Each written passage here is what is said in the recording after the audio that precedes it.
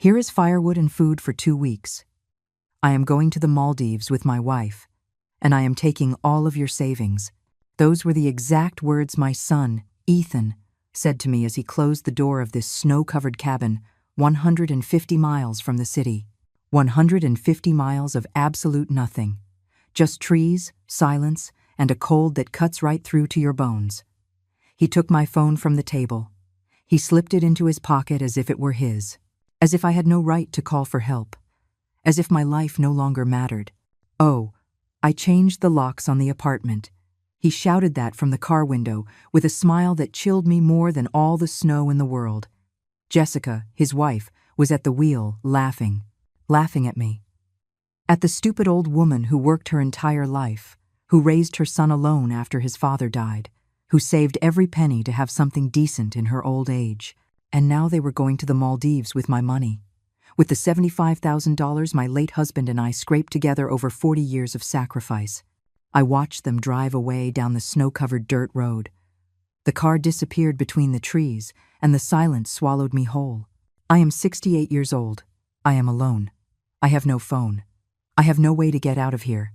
The nearest town is a day's walk away, and in this cold, I would never make it alive. Ethan knew that. He planned everything perfectly. Oh, so he thought. Because what my son did not know, what Jessica could not imagine as she laughed on her way to the airport, is that I had also planned something. Something that was waiting for them right there, at that very airport, and when they discovered it, when they understood what I had done, it would be far too late for them. I stood in front of the window, watching the tire tracks fade under the fresh snow, and I smiled. Yes, I smiled. Because for the first time in 3 weeks, since I discovered their miserable plan, I felt like I could breathe. The trap was set. All that was left was for them to fall into it. But let me tell you how I got here. How a mother who loved her son madly ended up abandoned in a frozen cabin, waiting for the perfect moment of her revenge. Because this did not begin today. It began exactly 21 days ago, when I overheard a conversation I was never meant to hear. It was a Tuesday afternoon. Ethan had come to visit me, which was rare because ever since he married Jessica 3 years ago, he barely showed up at my apartment. I was happy to see him. I made his favorite meal, that pot roast he loved as a kid. He ate in silence, distracted, glancing at his phone every 2 minutes. Jessica did not come with him. She never did.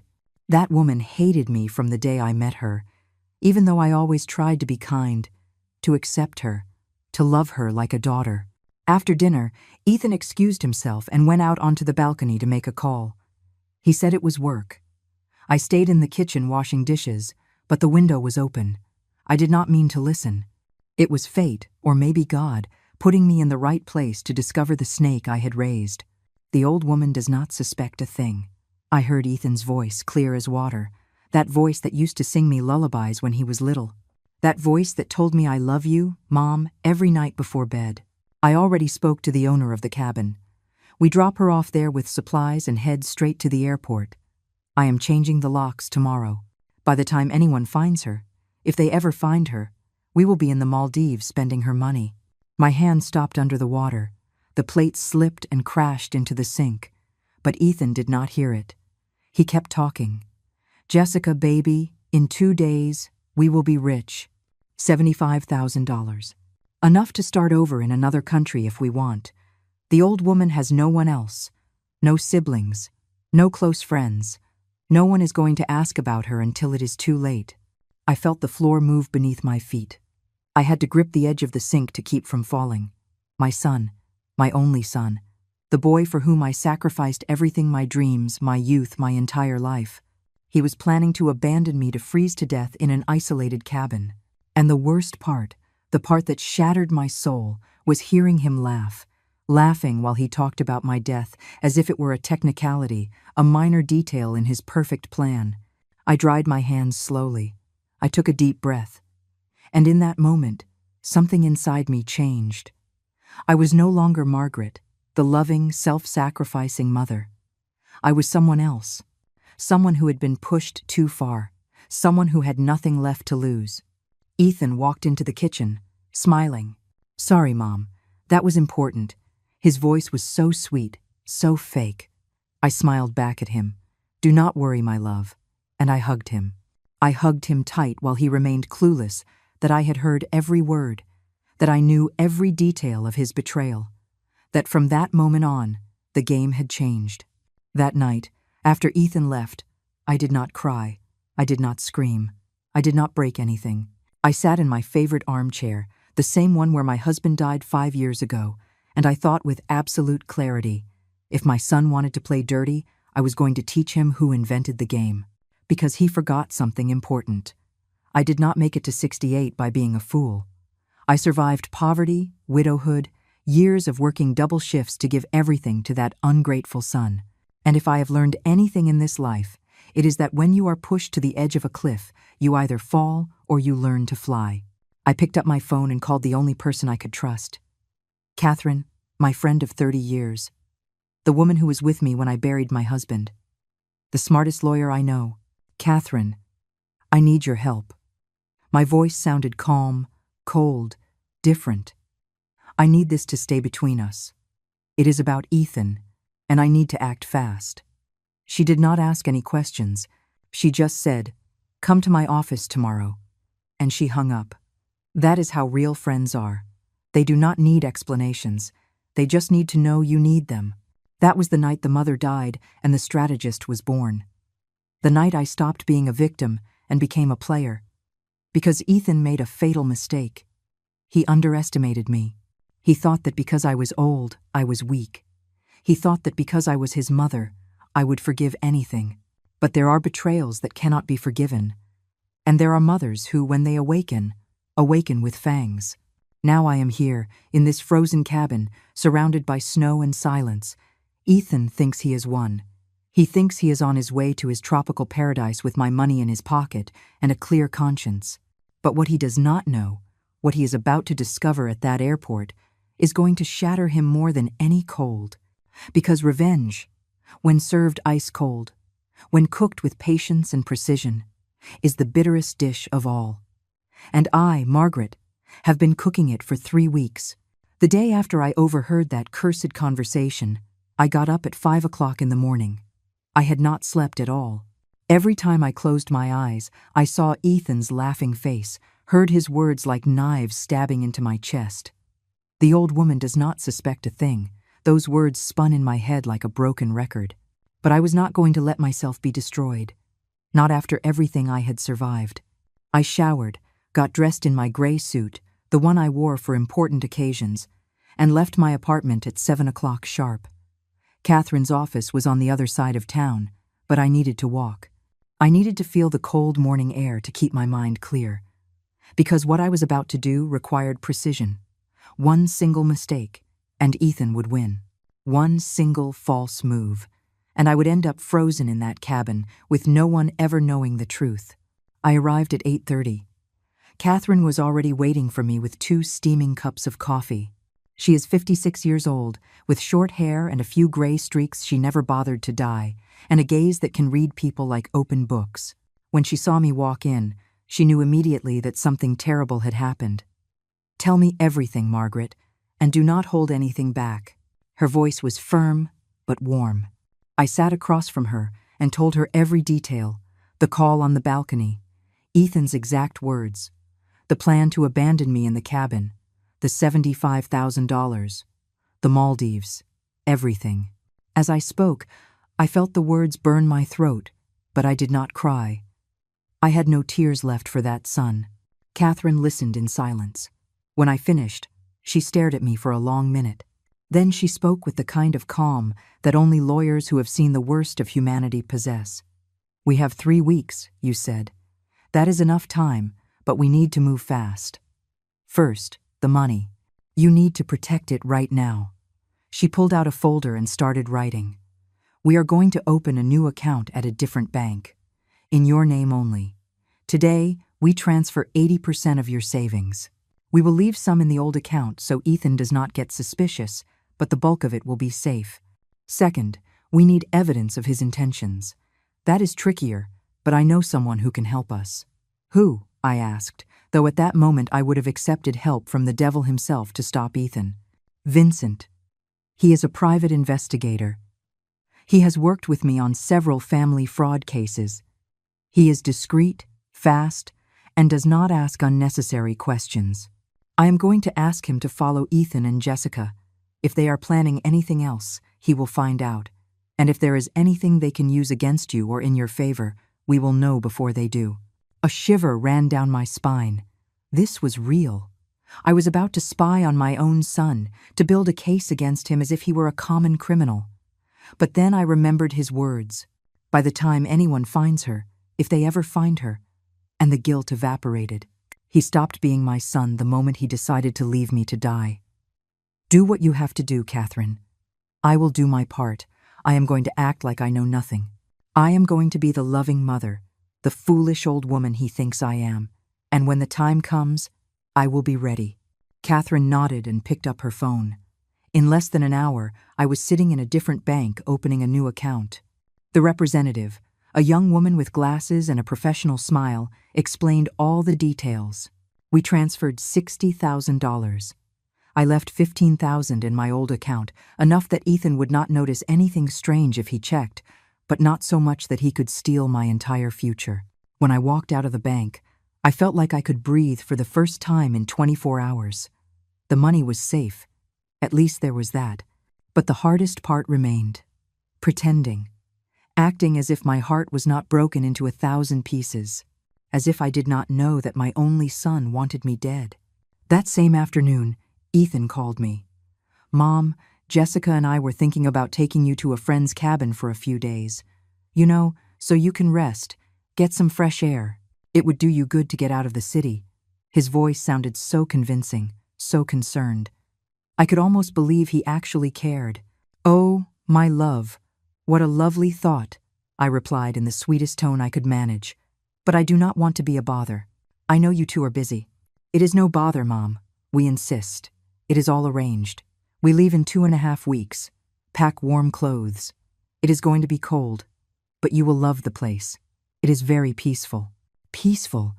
What a beautiful word for isolated, remote, perfect for abandoning someone. Thank you, son. You are so good to me. The words scraped my throat like ground glass, but I said them, because that was my part of the plan, to make him believe he had already won. The following days were a silent torture. Ethan came to visit more often, always smiling, always attentive. He brought me flowers, helped me with my groceries, asked me how I was feeling. It was all a show, and I played my part so well. I cooked for him, asked about his work, told him how much I loved him. 2 actors in a macabre play, each believing they were fooling the other.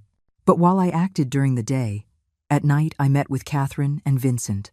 The investigator was a thin man in his 50s, with eyes that missed no detail. In our first meeting, he showed me photos. Ethan going in and out of pawn shops. Jessica meeting a man in coffee shops. Documents of debts I knew nothing about. Your son owes money, Mrs. Peterson. A lot of money, Vincent said, laying the papers on the table. About $30,000 between loans and credit cards. And your daughter-in-law, well, she has her own agenda. The man she is meeting is named Ryan. He works as a waiter at a high-end restaurant, but from the looks of it, she is passing him money. A lot of money. My stomach churned. Did my daughter-in-law have a lover? Did Ethan know? Or was she playing him just as expertly? There is more, Vincent continued. I have been tracking their movements for 5 days.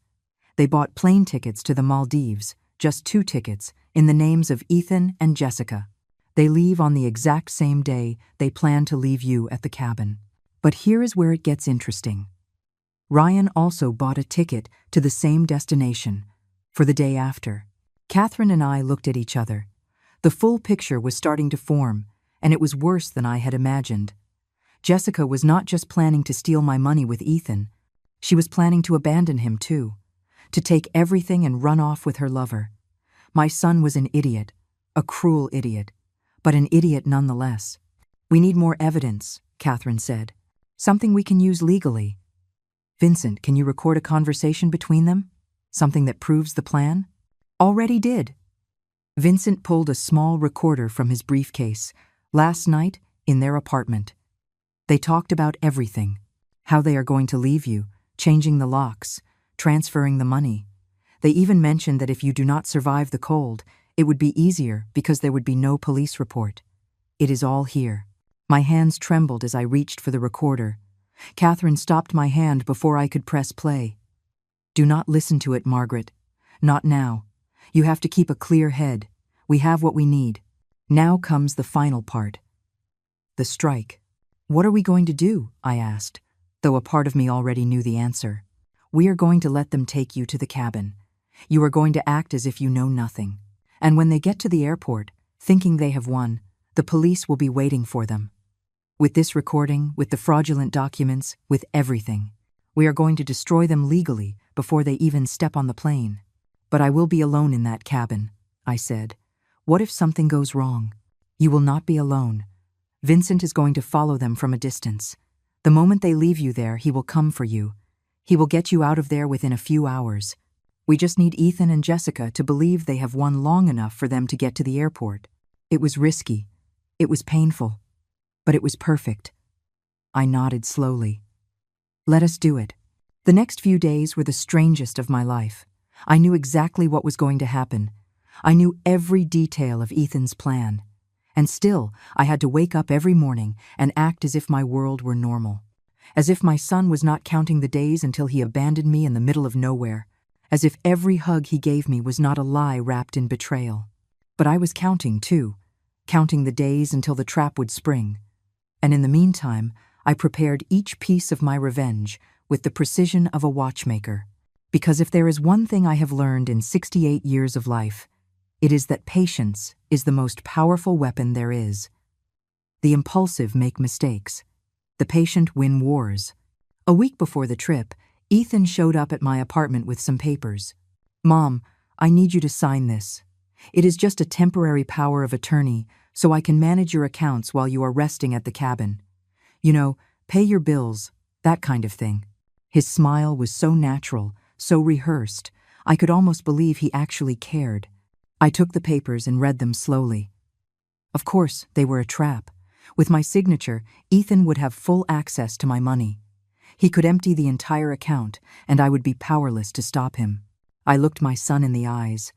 Those eyes that used to shine when he saw me come home from work as a boy, and I felt a mix of disgust and sadness so profound it almost broke me.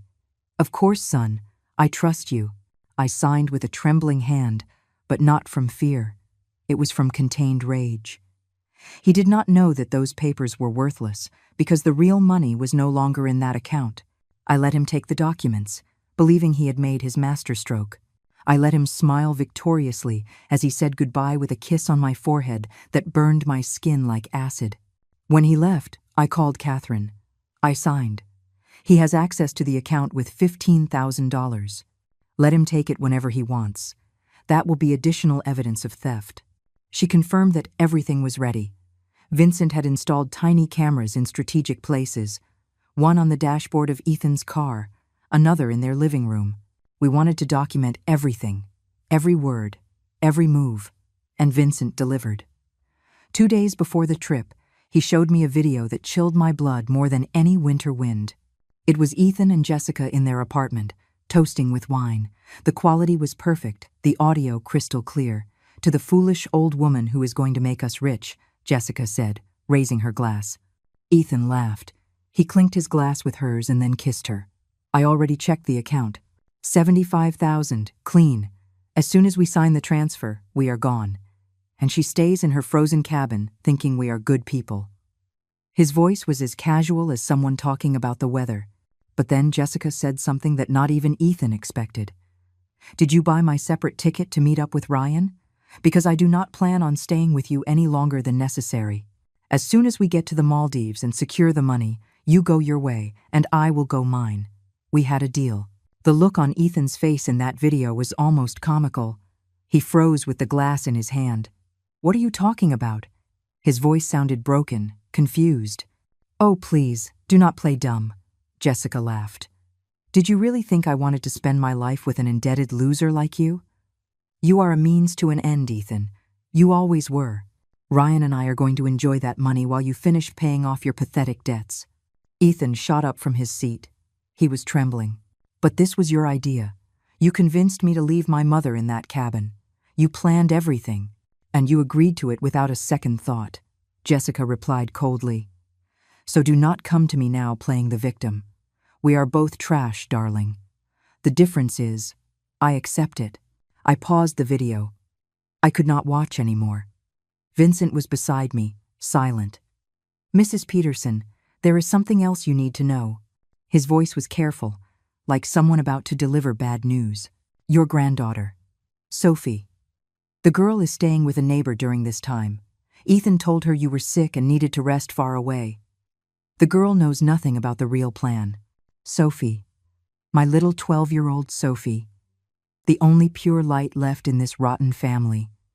She was innocent in all of this, and the thought of her suffering the consequences of her father's actions destroyed me in a way that not even Ethan's betrayal had managed.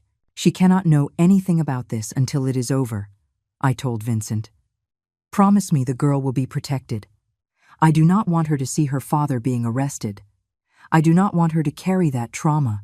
Vincent nodded. I have already spoken with the neighbor. She is a good woman. She will take care of Sophie until this is resolved. And Catherine is preparing documents for you to get temporary custody if needed. The last 2 days before the trip were a hell disguised as normalcy.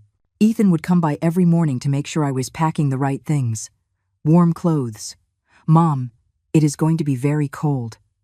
His words sounded like concern, but I heard the threat behind them. Yes, son, I have packed everything. I even packed my favorite sweater, the one you knit for me when you were 15. Do you remember? He looked at the sweater, and for a second, just 1 second, I saw something in his eyes. Guilt? Regret? But it vanished as quickly as it came. Of course I remember, Mom. I am glad you still wear it. Lies. It was all lies wrapped in fake nostalgia. The night before the trip, I did not sleep. I sat on my bed, staring at the suitcases. A small one with clothes for the cabin, another one hidden in Catherine's closet with my real-life documents, money, photographs, everything that truly mattered.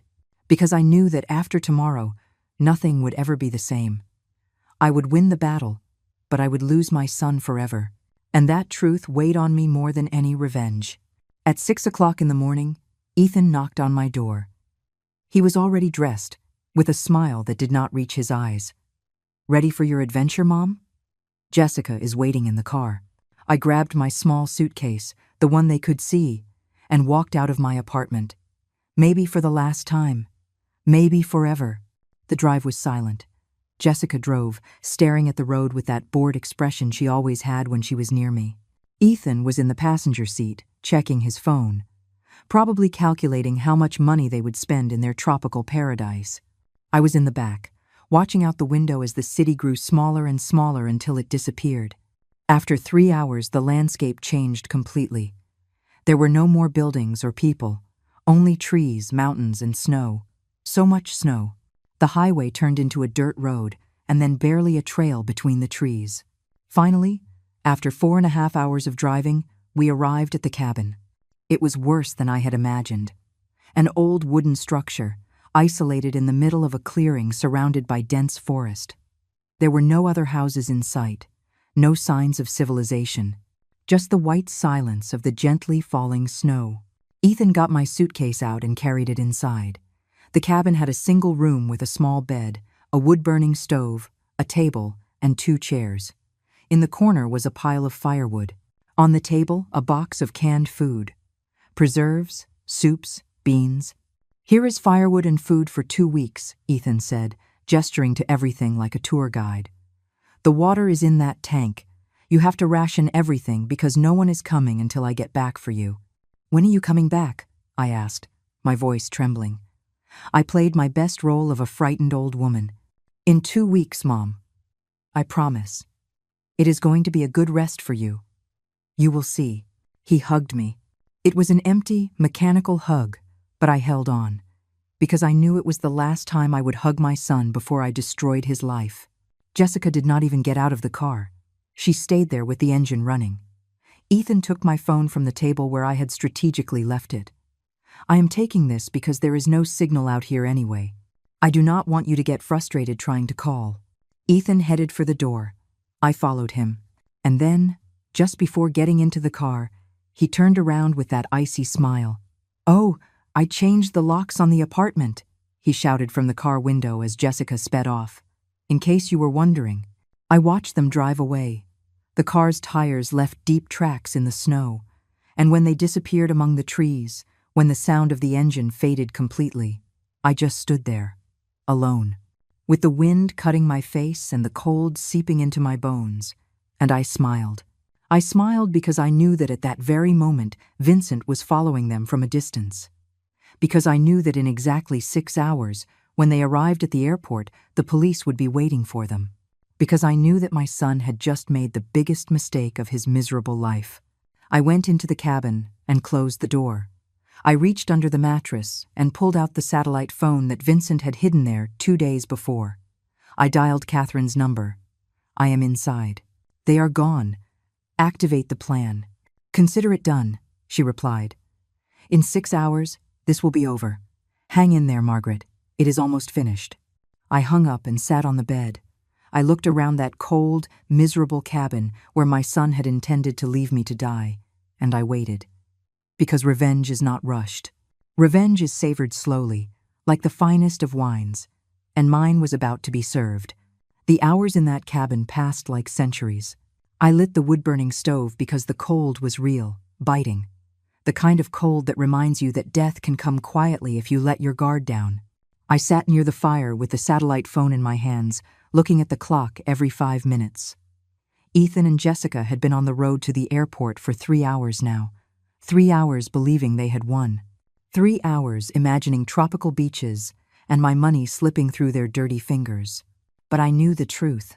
I knew Vincent was following them 2 cars behind. I knew Catherine was at the police station with the district attorney, showing them the recordings, the fraudulent bank documents, the complete evidence of conspiracy for theft and endangerment of a vulnerable adult. I knew that every minute that passed was 1 minute less until the trap closed on them. The satellite phone rang. It was Catherine. "Margaret, they are 30 minutes from the airport. The police are in position. 2 officers at the main entrance. 2 more at the check-in area. We have a warrant to arrest them the moment they try to check in. How are you?" "Freezing, but alive." "And Sophie?" "With the neighbor. They told her you went to the doctor. She does not suspect a thing.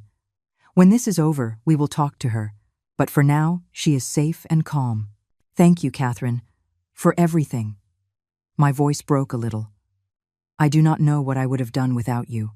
It is what friends do, Margaret. We protect each other. Now rest. I will call you as soon as they are arrested, and Vincent is on his way. He will be there in 2 hours to get you out of that horrible place." I hung up and stared at the fire. 2 hours, just 2 more hours in this frozen hell and I would be free. But a part of me, a small, stupid part that still remembered the boy Ethan once was, felt pain. Because a mother never stops being a mother, even when her son becomes a monster. Even when that son deserves every ounce of punishment he is about to receive. I closed my eyes and let the memories wash over me. Ethan at 5 years old, running to me with a drawing he had made in school.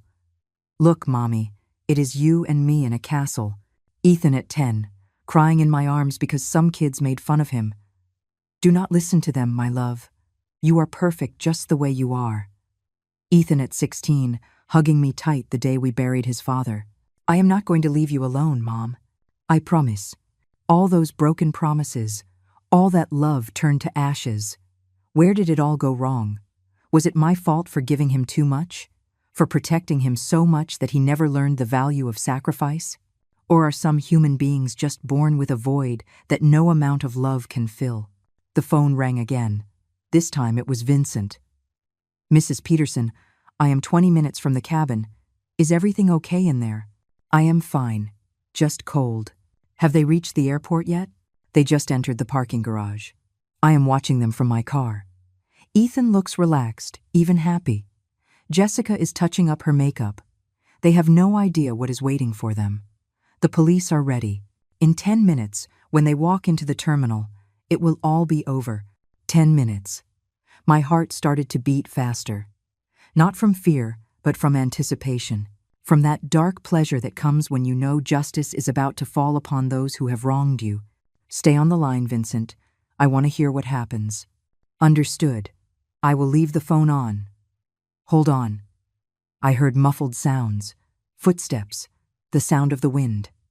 Vincent was walking towards the airport terminal, following them from a distance. Then I heard Ethan's voice, clear as water. Come on, baby. The flight leaves in 2 hours. We have plenty of time.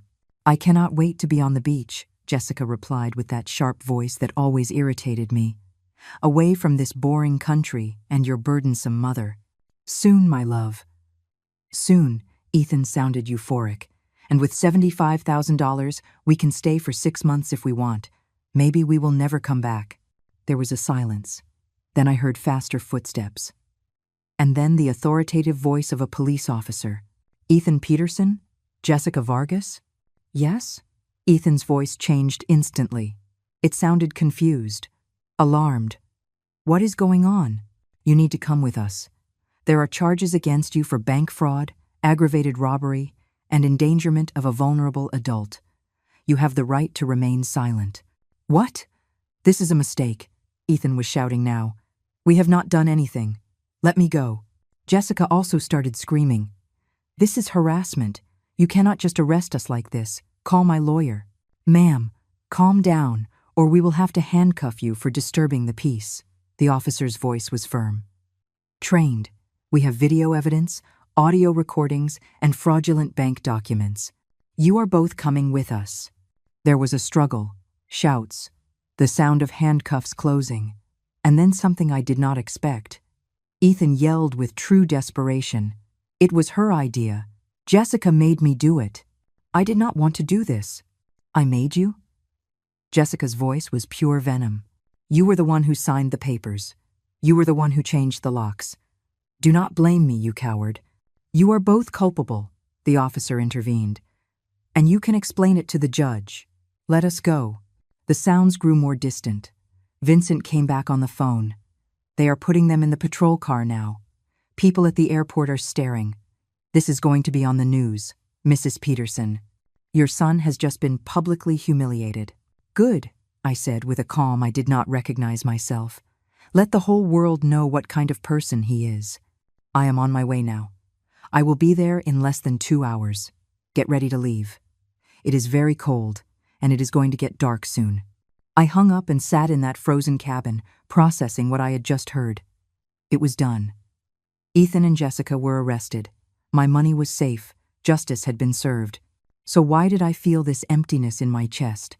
Why were tears starting to roll down my cheeks without permission? Because it is one thing to plan revenge, and another thing entirely to see it through. Because hearing your son being arrested, hearing his broken and desperate voice, shatters something inside you that you did not know you were still protecting. Even when that son tried to kill you, even when he deserves it. I cried there alone, in the cabin that was meant to be my tomb. I cried for the boy Ethan once was, for the mother I tried to be, for the family we would never be again. I cried until I had no more tears left, until the fire began to die down and the cold began to bite again. Then the phone rang once more. It was an unknown number. I answered cautiously. Hello? Grandma? The voice was small, scared, unmistakable. It was Sophie. Grandma, a police lady came to get me. She says Dad is in trouble. She says he did something bad. Is it true? Where are you? I felt the world stop. My granddaughter. My little Sophie, who was not supposed to know anything until it was all resolved. But someone had talked, someone had told her, and now her voice was trembling on the other end of the line, waiting for me to explain why her world had just collapsed. Sophie, my love. I am okay. I am coming back soon. Your dad made a very big mistake. But you did nothing wrong. None of this is your fault. Do you understand me? What is going to happen to Dad? She was crying. Grandma, I am scared. I do not want Dad to go to jail. He is a good person. He loves me. And there it was. Shattered innocence. The child who still believed in her father, confronted with the horrible truth of who he really was. And I was responsible for that.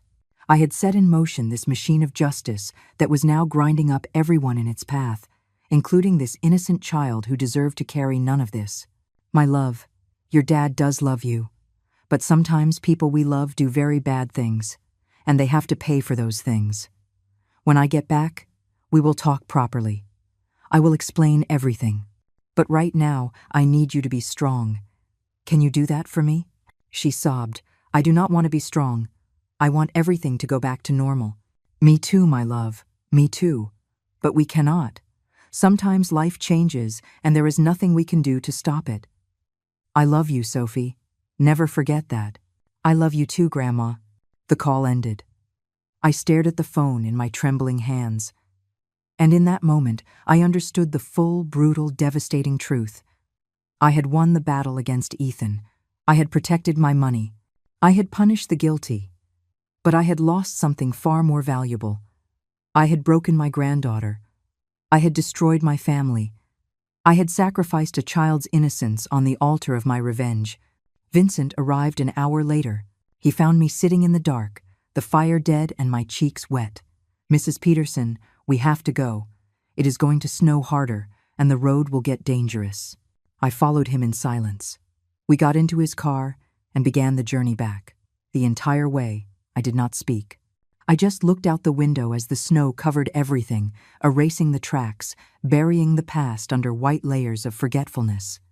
But I knew my past would not be buried so easily, that the consequences of what I had done were only just beginning to reveal themselves, and that the true price of my revenge was yet to be collected. I arrived in the city after dark.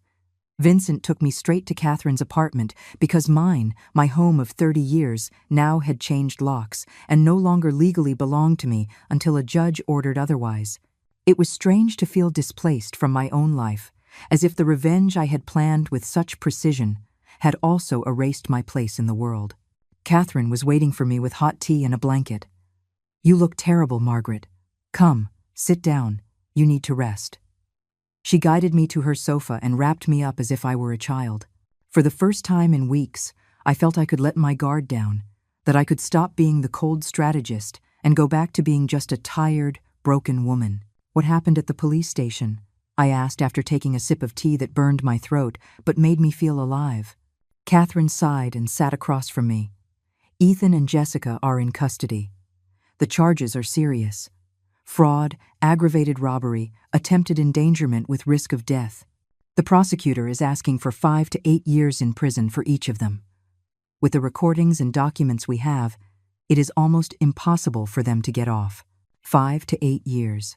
I repeated the words as if they were in another language. My son is going to spend the best years of his life in a cell. Your son tried to leave you to die in a frozen cabin. Margaret, Catherine took my hands. You cannot feel guilty about this. He chose his path. You just defended yourself. But Sophie called me. My voice broke. She knows everything. She is devastated. And I am responsible for that pain. You are not responsible for Ethan's actions. He is the only one to blame. Sophie is a smart girl. In time, she will understand. The important thing now is that you are okay. Did you eat anything in the cabin? I shook my head. I was not hungry. I had not been hungry in hours. Catherine got up and went to the kitchen. She came back with hot soup. Eat. You need strength for what is coming. What is coming? I asked, though a part of me already knew the answer. There is a hearing tomorrow. The judge will determine if they remain in pretrial detention or if they can be released on bail. You need to be there. You need to give your testimony. And believe me, it will not be easy. Ethan is going to try to manipulate you. He is going to cry. He is going to beg. He is going to say it was all a mistake. You have to be prepared to see him like that. I do not know if I can, Catherine. He is my son. I know. That is why I will be with you every second. You will not face him alone.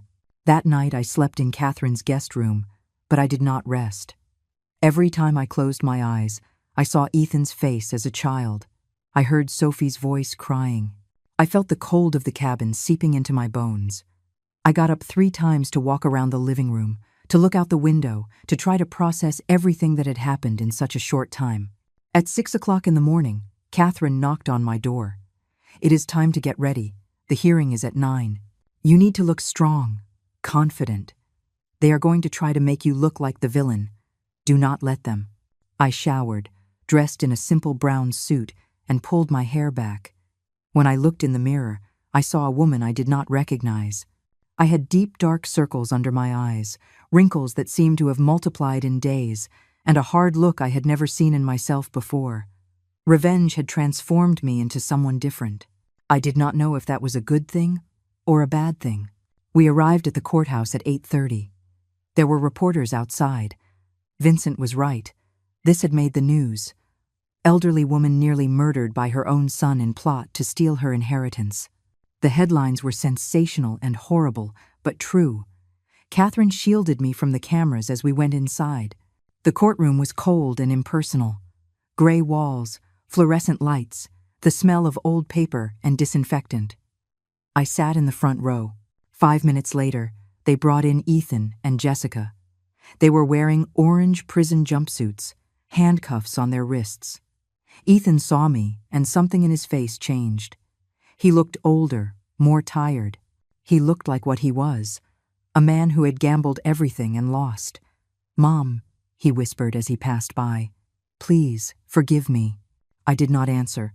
I could not. If I opened my mouth, I knew I would either cry or scream, and I did not want to give him that satisfaction. Catherine squeezed my hand. "Stay strong." The judge entered, and we all stood up. He was an older man, about 60, with a severe face and thick glasses. He sat down, reviewed the documents, and began the hearing. "I have reviewed the case. The charges are extremely serious. We have video evidence, audio recordings, and testimony. Does the defense have anything to say?" Ethan's lawyer, a young man in a cheap suit, stood up nervously.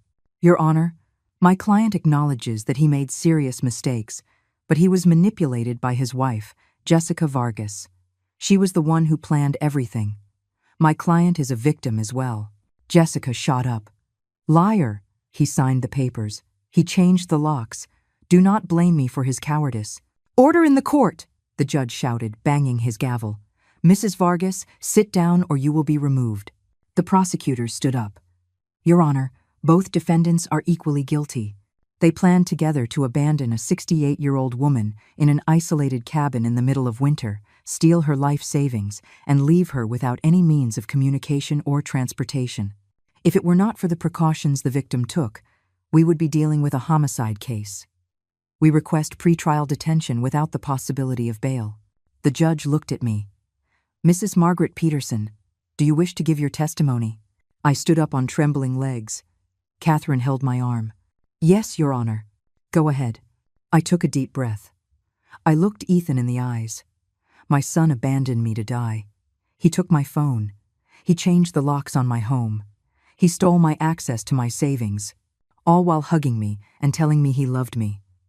I do not know what hurts more, the betrayal or the realization that the boy I raised no longer exists, that in his place is a stranger capable of killing his own mother for money. Ethan started to cry. "Mom, I am sorry. I am so sorry. I was desperate. I had debts. Jessica was pressuring me. I did not want to hurt you. Please, believe me. You had 3 weeks to regret it, Ethan. 3 weeks in which you came to my house smiling, hugging me, acting like the perfect son. And in all that time, you never, not once, thought about telling me the truth. So do not ask me to believe you now." The judge took notes. Then he spoke with a firm voice. "I have heard enough. The defendants will remain in pretrial detention without the possibility of bail until the trial. The trial date will be set in 30 days. This hearing is adjourned." Ethan screamed as the officers led him away. "Mom, do not do this. I am your son. You cannot leave me here." But I had already turned away. I was already leaving that courtroom with Catherine by my side. And as I walked down that long, cold hallway, listening to Ethan's screams fade behind me, I understood something terrible. I had won. Justice was on my side. My son would pay for what he did. But victory did not taste the way I thought it would. There was no relief or peace, just a huge, painful void where love used to be. The days after the hearing were the strangest of my life. Catherine helped me get my apartment back. A locksmith came and changed the locks again, this time with keys that only I had. I walked into my home after almost a week, and everything looked the same, but it felt different, as if the ghost of betrayal floated in every room. The coffee cup Ethan had used the last time he visited was still in the sink. His fingerprints were probably still on the doorknob. Everything was a reminder that my life would never be the same again. Vincent came by that afternoon with news. "Mrs. Peterson, you need to know something important. Jessica is pregnant. 3 months. The authorities found out during the routine medical exam in prison." I felt the floor move beneath my feet. "Pregnant? With Ethan's child?" Vincent shook his head slowly. "We did the research. The baby is not your son's. The dates do not match up. Jessica was with Ryan, her lover, right around the time of conception. Ethan does not even know yet." My God. I sat down heavily on the sofa. So Ethan was not only betrayed by his mother, according to him, but also by his wife. He is locked up in there, thinking he at least has Jessica, without knowing she used him from the very beginning. "There is more," Vincent continued. "Ryan was also arrested. It turns out he has a record for fraud. He has conned 3 women in the last 5 years. Jessica was just another victim on his list. He convinced her to steal your money by promising they would run away together, but in reality, he planned to take everything from her and disappear. She did not know that either. It was almost comical if it were not so tragic. A chain of betrayals where each link thought they were the smartest, without realizing they were all both victims and perpetrators at the same time. Ethan betraying me. Jessica betraying Ethan. Ryan betraying Jessica. And all of them ending up in the same prison, paying for their greed. "And Sophie?" I asked. "The only thing that truly mattered to me. Where is my granddaughter?" With social services, temporarily, Vincent showed me some papers. "They are evaluating who can have custody of her. You are the most logical choice, but they need to make sure you have the emotional and financial capacity to care for her. They are going to visit you tomorrow to do an assessment." Tomorrow. I did not even have time to process my own tragedy, and already I had to prove I could be responsible for a traumatized 12-year-old girl. But Sophie was innocent. She did not deserve to suffer for her father's sins. "I will do whatever is necessary," I said firmly. "That child is not going to end up in the system. She is my family. She is the only good thing left." That night, I cleaned the room that had been Ethan's when he was a boy. I had kept all his things for years: drawings, soccer trophies, school pictures. As I looked at them, I felt a mix of nostalgia and bitterness. At what point did this sweet boy who drew castles turn into the man who tried to kill me? Was it my fault? Did I spoil him? Did I give him so much that he never learned to value anything? I packed everything into boxes. I did not throw them away. I could not, but I stored them in the closet. Then I decorated the room for Sophie. Clean sheets, a few stuffed animals I had bought for her previous birthdays, her favorite books. I wanted her to feel safe, loved, at home when she came. The next morning, the social worker arrived.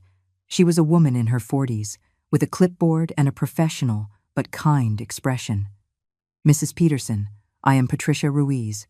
I am here to evaluate the conditions for the temporary custody of Sophie. Please, come in." I showed her the apartment, the prepared room, my stable financial situation, thanks to the money I had saved. Patricia was constantly taking notes. "Mrs. Peterson, I need to ask you something difficult. How do you feel about having in your care the daughter of the man who tried to kill you? Is there any resentment that could affect the child? Sophie is not Ethan. She is an innocent child who is suffering for decisions she never made. I love her more than anything in this world. I am not going to punish her for her father's mistakes. On the contrary, I'm going to protect her from all of this as best I can." Patricia nodded.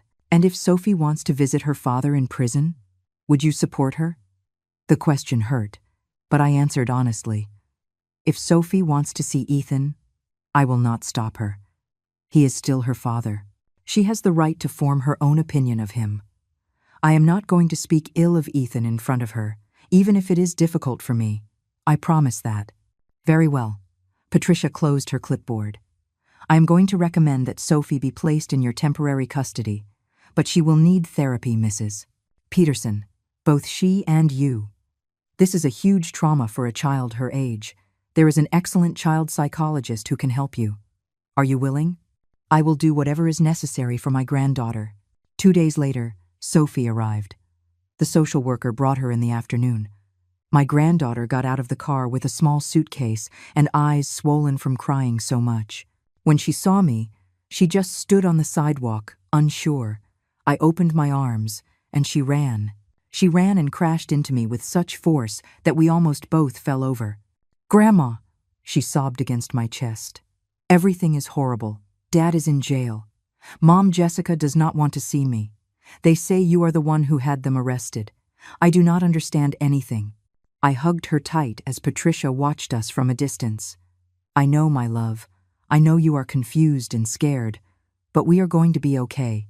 The two of us together, we are going to get through this. I promise you." "Why did Dad do that? Why did he want to hurt you?" Her voice was so small, so broken. "I do not have all the answers, Sophie. Sometimes the people we love make horrible decisions. But none of this is your fault. Do you hear me? None of it." I took her inside. I showed her her room. She looked at everything with wide, frightened eyes. "Can I stay here? For real? This is your home now. For as long as you need." That night I made her favorite dinner, pasta with homemade marinara sauce. We ate in silence because words were not enough to heal so much pain. Afterward, I helped her unpack. I found a photograph of Ethan in her suitcase. It was from 2 years ago, on her birthday. Ethan smiling with Sophie on his shoulders. "Can I keep it?" she asked with a trembling voice. "I know Dad did bad things, but I still miss him." I felt my heart break. "Of course you can keep it, my love. He is still your dad. Nothing changes that. But you must hate him. After what he did to you." "I do not hate him, Sophie. I lied because I did not want to burden her with my pain. I am angry, I am hurt, but I do not hate him. He is my son. And as much as it hurts me, a part of me will always love him. Just like you do." She hugged the photograph and cried. I cried with her. 2 broken generations because of one man's decisions. 2 women trying to pick up the pieces of a shattered family. The next day, a letter from the prison arrived. It was from Ethan. The handwriting trembled on the paper. "Mom," it began, "I know I have no right to ask you for anything. I know what I did is unforgivable. But I just found out that Jessica is pregnant and the baby is not mine. I also found out that Ryan is a con artist, that she used me just like I used you. And now I understand. I understand the pain I caused you, the betrayal you felt, because now I feel it too. I am in this cell thinking about everything I lost. My mother, my daughter, my freedom, my dignity, all for greed and stupidity. I am not asking for your forgiveness because I do not deserve it. I am only asking you to take care of Sophie. She is innocent. Do not let her pay for my mistakes." "Ethan," I folded the letter slowly. I did not tear it up. I put it in a drawer with all the other lies and truths of my life, because that was the legacy of my revenge. There were no absolute villains or perfect heroes. Just broken people doing terrible things, paying incredibly high prices, and leaving scars that would never fully heal. The following weeks were a mix of forced routine and silent pain. Sophie started school again but came home quiet, distant. The other kids already knew about her father. The news had covered the case with morbid sensationalism. Son abandons elderly mother to die in frozen cabin for inheritance. The headlines were cruel and exaggerated, but the damage was done. My granddaughter was now the monster's daughter. One afternoon I found her crying in her room. She had torn up the photograph of Ethan. The pieces were scattered on the bed like fragments of a life that no longer existed.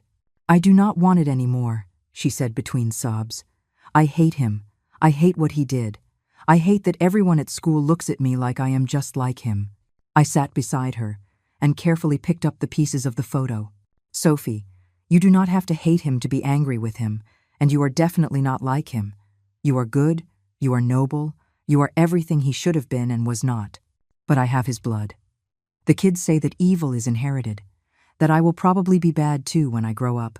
That is a lie. Evil is not inherited, it is chosen. And every day you choose to be kind, to be strong, to keep going despite the pain. That is what defines you, not your father's mistakes." She hugged me and cried until she fell asleep in my arms. I stayed there, holding that broken child, wondering if we would ever truly heal or if we would just learn to live with the open wounds. The trial came faster than expected. 30 days after the initial hearing, Ethan and Jessica were brought before the court to hear their sentence. Catherine had warned me it would be difficult, but nothing prepared me for what I saw when they entered the room. Ethan had lost weight. He had deep dark circles under his eyes and the empty gaze of someone who had already given up. Jessica, on the other hand, looked furious. Her pregnancy was now slightly noticeable under the prison uniform. She looked swollen, tired, and resentful of the entire world. The judge reviewed all the documents, listened to the final testimonies, and then spoke with a firm, clear voice. After reviewing all the evidence, this court finds Ethan Peterson and Jessica Vargas guilty of aggravated fraud, robbery with intimidation, and endangerment of a vulnerable adult with risk of death. The sentence for Mr. Peterson is 7 years in prison. For Mrs. Vargas, considering her pregnancy, 6 years with the possibility of house arrest after giving birth if she maintains good conduct. Ethan did not react. He just bowed his head as if he already knew this was coming. Jessica, however, exploded. "This is unfair. I was manipulated. Ryan tricked me. I am a victim too. Mrs. Vargas, you actively planned the abandonment of an elderly woman. The recordings demonstrate your full participation. The fact that you were also deceived by a third party does not absolve you of responsibility for your own actions." The sentence is final. The officers took them both away. Jessica was screaming and fighting.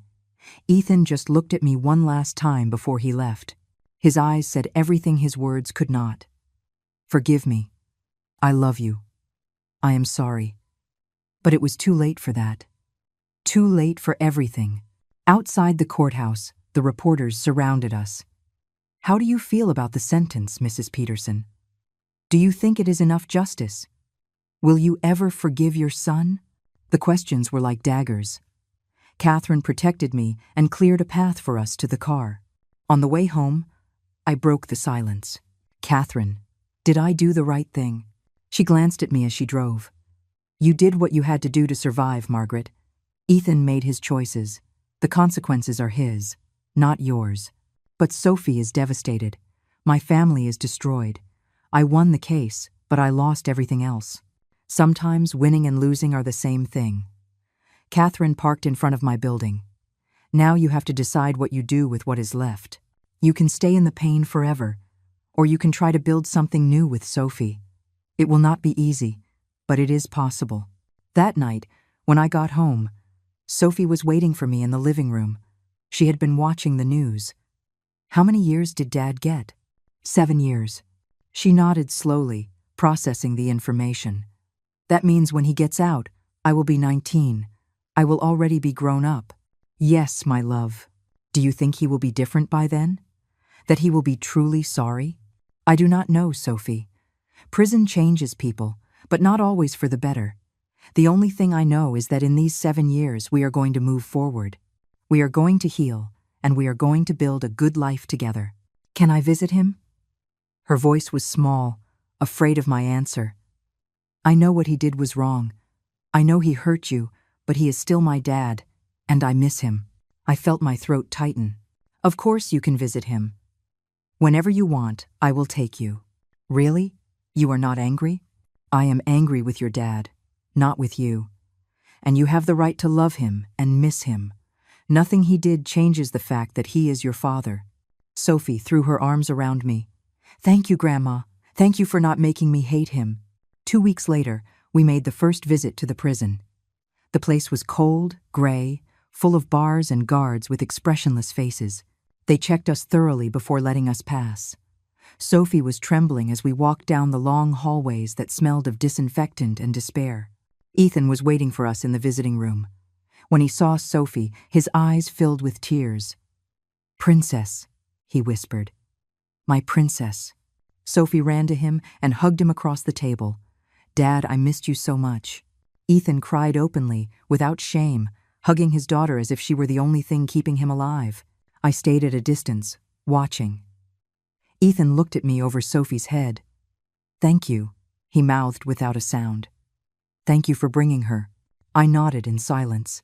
It was not forgiveness. Not yet. Maybe never. But it was an acknowledgement that Sophie needed this, and that I was not going to use my granddaughter as a weapon in a war that was already over. The visit lasted 30 minutes. Sophie told him about school, about her new room, about her friends. Ethan listened as if every word were gold. When the time was up and the guard signaled for us to leave, Sophie did not want to let go. I love you, Dad. I am going to come every week. I promise. I love you too, Princess. And I am sorry. I am sorry for everything. Ethan looked at me directly. Mom, I am sorry too. I know it does not mean anything now, but it is the truth. I did not respond. I just took Sophie by the hand and we left. Because some wounds are so deep that apologies are not enough. Some betrayals are so great that forgiveness is not possible, at least not yet. In the car, Sophie was quiet. Finally, she spoke. He looks so sad, Grandma. So different. Prison changed people. Do you think you will ever forgive him? I looked at the road ahead, the city lights twinkling in the distance. I do not know, Sophie. There are things that hurt so much you do not know if they will ever stop hurting. But what I do know is that I am going to try. Not for him. For me. Because carrying so much hate is killing me inside. That night, alone in my room, I took Ethan's letter out of the drawer. I read it again. The words were still the same, but something in me had changed. The rage was still there, but now it was accompanied by something else. Exhaustion, sadness, and a question that would not let me sleep. Was it worth it? Was it worth destroying my son to save myself? 6 months after the trial, life had found a strange but functional rhythm. Sophie visited Ethan every 2 weeks. I would accompany her, but I would stay outside in the waiting room, reading old magazines while my granddaughter spent half an hour with her father. I did not have the strength to face him yet. Every time I thought about looking him in the eye, I remembered the cold of that cabin, his words planning my death, and something inside me would shut like a steel door. Therapy was helping, but it was slow and painful. The psychologist, Dr. Ramirez, was a patient woman who asked me difficult questions every week. What do you feel when you think about Ethan? Is there any part of you that wants to forgive him? How do you handle the guilt of having sent him to prison? I would answer with brutal honesty. I feel rage. I feel betrayal. And yes, I feel guilty, even though I know I should not.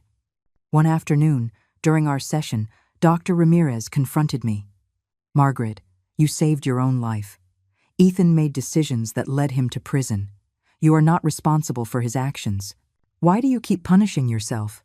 Because he is my son. Because I raised him. Because at some point, something went wrong, and I do not know if it was my fault. My voice broke. What if I gave him too much? What if I never taught him to value things because I always gave him everything? What if I created the monster that tried to kill me? Or maybe Ethan just made his own choices as an adult. Maybe you were a good mother, and he decided to be a bad son. Both things can be true at the same time. Her words haunted me for days. Could it be true? Could I stop blaming myself and accept that Ethan was responsible for his own destiny? It was harder than it sounded, because mothers always find ways to blame themselves. We always find cracks in our actions, mistakes in our decisions, moments when we should have done something different. Meanwhile, Sophie was slowly blossoming. She had made 2 new friends at school, girls who did not judge her for her father's mistakes. She started to smile more. Sometimes, I would hear her singing in her room while doing her homework. Small moments of normalcy that filled my heart. But she also had nightmares. I would wake up in the night hearing her scream. I would run to her room and find her sweating, crying, trapped in dreams where her father abandoned her or where I disappeared. I would hug her until she calmed down, whispering that everything was okay, that we were together, that no one was going to separate us. One day, an unexpected letter arrived. It was from Jessica. She had given birth in prison a month ago. A boy. She had given him up for adoption because she had no way to care for him and no one who wanted him. The letter was short and bitter. Mrs. Peterson, she wrote in tight script. I hope you are happy. You destroyed my life, your son's life, And now an innocent child will grow up without knowing his mother, all for your revenge. I hope it is worth living with that on your conscience." I tore the letter into pieces. The rage returned like a wave. How dare Jessica blame me? She had planned to rob me, abandon me, leave me to die. She had betrayed Ethan with her lover. She had used everyone around her for her own benefit. And now, from her cell, she was trying to make me feel guilty for the consequences of her own actions. But that night, I could not sleep. Because as much as I hated to admit it, Jessica was right about one thing. An innocent child had paid the price. A baby who did not ask to be born in the middle of this disaster would now grow up without a family, without knowing who his parents were, marked by a story he did not even understand. And yes, a part of me carried that responsibility. I told Catherine about the letter. She listened in silence and then spoke with that clarity she always had. "Margaret, you did not force Jessica to get pregnant by her lover.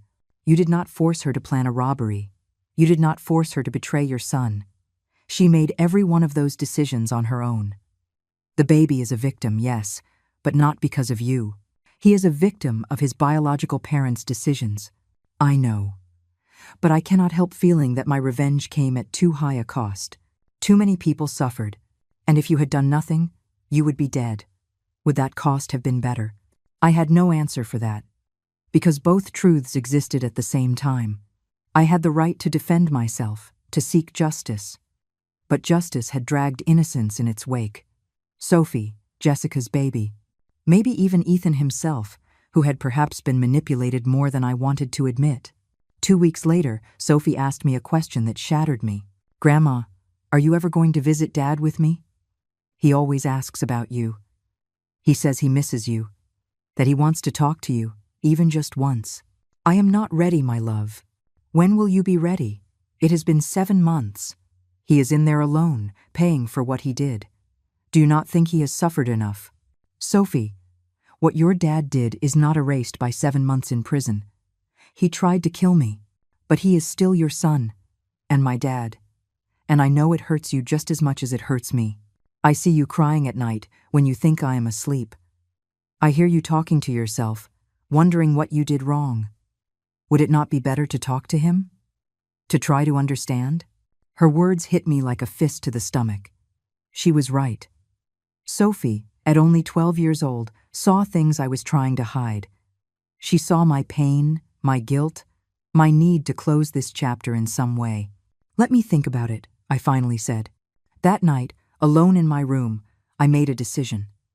I was going to visit Ethan, not because I had forgiven him, not because I was ready, but because I needed to look him in the eyes and tell him everything I had held inside for all these months. I needed him to know exactly what he had done to me. And I needed to hear, one last time, if there was anything in him worth saving. I called the prison the next day and scheduled an individual visit. The guard gave me a date for Friday. 3 days. 3 days to emotionally prepare myself to face the man who gave me life and then tried to take it away. Catherine offered to come with me. I declined. This was something I had to do alone. Sophie was excited when I told her, "Are you really going? Are you going to talk to him?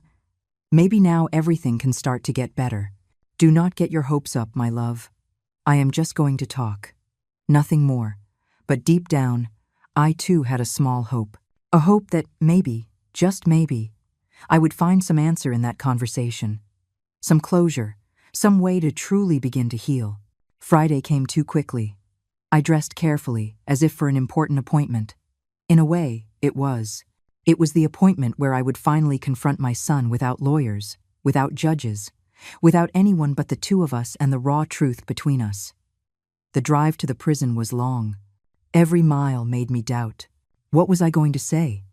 Where would I start? How do you summarize months of pain in a 30-minute conversation? I arrived at the prison at 2 o'clock in the afternoon. They searched me, took everything except my identification, and guided me down those gray hallways I already knew from taking Sophie. But this time was different. This time, I was the one going into that room. I was going to sit across from Ethan. I was going to look him in the eyes. And I had no idea what would happen next. The visiting room was smaller than I remembered. Or maybe it was me who felt smaller. I sat in the hard plastic chair and waited. My hands were trembling on the table. I took a deep breath, trying to calm myself. But my heart was beating so hard I felt like everyone in that prison could hear it. The door opened, and Ethan walked in. He looked worse than the last time I had seen him. Thinner, with more gray hair, his skin ashen as if sunlight were just a distant memory. When he saw me, he stopped short. His eyes filled with tears instantly. "Mom," he whispered, as if he could not believe I was there. "Sit down, Ethan." My voice came out colder than I intended, but I did not apologize. He sat down slowly, never taking his eyes off me. Several seconds passed in silence. Finally, he spoke in a broken voice. "I did not think you would come. After everything I did not think you would ever want to see me again. I did not come because I have forgiven you. I came because I need to tell you something. I need you to understand exactly what you did to me, and I need to listen to you. I need to know if there is anything in you worth saving, or if the son I raised died a long time ago." Ethan lowered his head. "Whatever you want to say to me, I deserve it. All of it. I am not going to defend myself or make excuses. I have no excuses left. Good, because I have 7 months of things stored up in here." I touched my chest. 7 months of wondering where I lost you. At what point you stopped being the boy who would hug me and tell me I was the best mom in the world. At what point you forgot that I worked double shifts for years so you could have food, clothes, and education. That I buried your father and carried on just for you. Mom, I know, and I hate myself every second for what I did. You hate yourself? I felt the anger rising. Because I hate myself too, Ethan. I hate myself for not seeing the signs, for giving you so much that you never learned to value anything, for protecting you so much that you never learned to face consequences. My voice broke. I hate myself for still loving you despite everything. Ethan began to cry openly. I tried to stay strong, but tears came to my eyes as well. Do you know what it feels like to be in that frozen cabin, alone, knowing that your own son left you there to die? It is not the cold that hurts, Ethan. It is the betrayal. It is understanding that the person you loved most in the world hates you so much they would rather see you dead. I did not hate you, Mom. I never hated you. I was desperate. I was blinded by debt, by Jessica pressuring me, by the fear of losing everything. But I never hated you. Then explain to me how someone who does not hate can coldly plan their mother's murder, because that is what it was, Ethan. Murder. If I had not discovered your plan, I would be dead, and you would be in the Maldives spending my money without an ounce of remorse. He sobbed, his face in his hands. You are right. Everything you are saying is true. I am a monster. I am the worst piece of trash that exists. And if I could go back in time, if I could change every decision I made, I would. But I cannot. I can only tell you that I love you, that I am sorrier than anything in the world, and that I understand if you never forgive me. Sophie comes to see you every 2 weeks. I changed the subject because I could not keep talking about forgiveness. She loves you despite everything. She defends you at school when the kids make fun of you. She cries at night, missing you. That girl is the only reason I am still functioning. Because if I fall apart, she falls apart. And I will not let your mistake destroy her future too. She is the best thing that ever happened to me. And the best thing I did was not involve her in this. At least I did that right. Do you know that Jessica had the baby? I asked, watching his reaction. Ethan nodded bitterly. I heard. A boy that is not mine. A boy she gave up for adoption. Another life ruined by our decisions. Ryan wrote to me once. You know, from his prison. He told me that Jessica was just a job for him. That he never loved her. That I was a useful idiot in his plan. He is right. I was an idiot in every sense of the word. You will not get any pity from me, Ethan. You all made choices. You all paid the consequences. I am not looking for your pity, Mom. I just want you to know that these 7 months in prison have taught me more than the 38 years I lived outside. I have had time to think, to remember everything you sacrificed for me, to understand that what I did is unspeakable, and to accept that maybe I will never leave here as the person I should have been. But at least I am going to try. I looked at my son, this broken man who was once my baby, and I felt something strange. It was not forgiveness. Not yet. But it was something like understanding. He had made bad decisions. He had repaid good with evil. He had betrayed the most sacred trust. But he was still human. He was still capable of regret, of suffering, of trying to change. I do not know if I can ever forgive you, Ethan. I spoke slowly, choosing each word with care. I do not know if these wounds can ever heal, but I came today because Sophie needs me to try, because she loves you, and I love her, and because carrying so much hate is killing me inside. What can I do? Is there anything I can do to start fixing this? You can be better. You can use these years to really change. Not just say you will. You can write letters to Sophie where you teach her what you have learned, where you tell her not to make your mistakes. You can turn this tragedy into a lesson. Not for me, for her. I will. I swear to you I will. And Ethan, one more thing. My voice hardened. If you ever, at any point in your life, hurt that girl again in any way, there will be no second chance. There will be no more visits. There will be no more letters. You will lose her forever. Do you understand? I understand. And I promise you I will never hurt anyone again. Especially not Sophie. She is the only pure thing I have left. The guard knocked on the door. Time. I stood up slowly. Ethan stood up too. We stood there, separated by a table that seemed like a chasm. Mom, will you come back? His voice was small, hopeful. I do not know. Maybe. Someday. When I am ready. I walked out of that prison feeling something different. It was not peace. It was not happiness. But it was something like partial closure. Like when you finish reading a sad book and, even though it hurts, at least you know how it ends. Sophie was waiting for me at home with anxious eyes. How did it go? Did you talk? Is Dad okay? We talked. And yes, he is as okay as anyone can be in prison. I sat down next to her and hugged her. Sophie, your dad made terrible mistakes, but he is still your dad, and he loves you. And I am going to try, just try, to find a way to heal. It will not be fast or easy, but I am going to try. For you, for me, maybe even for him. Does that mean that someday everything will be okay? It means that someday the pain will be smaller, that we will learn to live with what happened, that we will build something new from the ruins.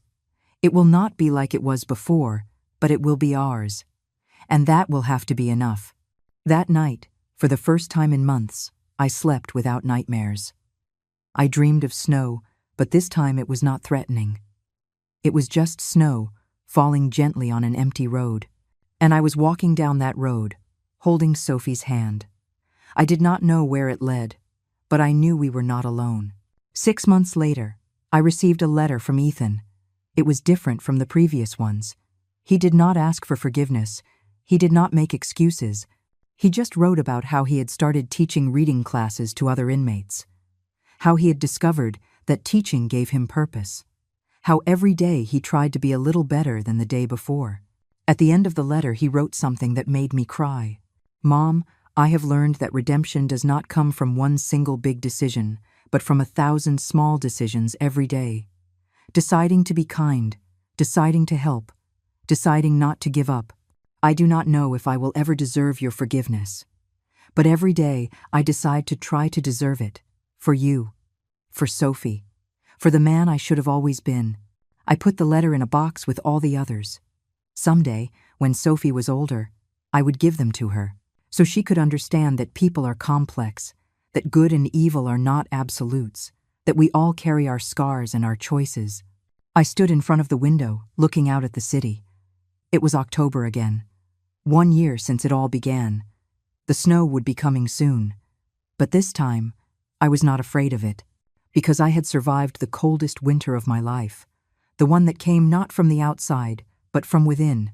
And if I could survive that, I could survive anything. I looked at my reflection in the glass. Margaret, 69 years old. Mother, grandmother, survivor. Not perfect, not without scars, but alive, still standing, still fighting. And that, I discovered, was victory enough.